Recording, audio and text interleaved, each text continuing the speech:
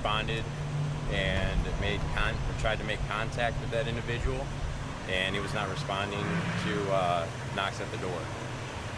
Due to the circumstances, deputies made entry into that room and found him unresponsive with self-inflicted wounds. One deputy went to go get his medical supplies from his cruiser to render aid to the individual. At that time, we're not clear yet on everything because it is an active ongoing investigation, but the subject was charging a deputy with a box cutter. The deputy returned fire several rounds, and the individual died from his injuries. MCSO ended up rendering aid to the individual, but he was pronounced deceased at the scene. Did this all take place in the room itself? No, it started in the room and then ended up outside underneath the cover or carport. Walk me through how that happened.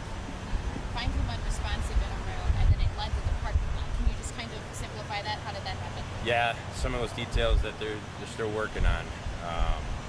I don't have good information on that yet. Was he staying here as a guest at the hotel? Yes. You know how long he had been here?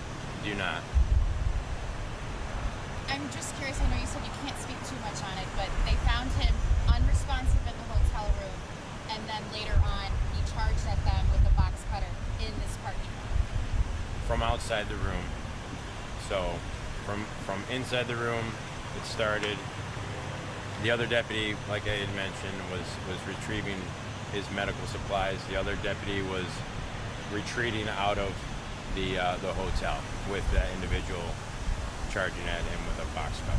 And would you be able to just clarify, like, what time did officers respond here? The call was reported at 4:52 this morning.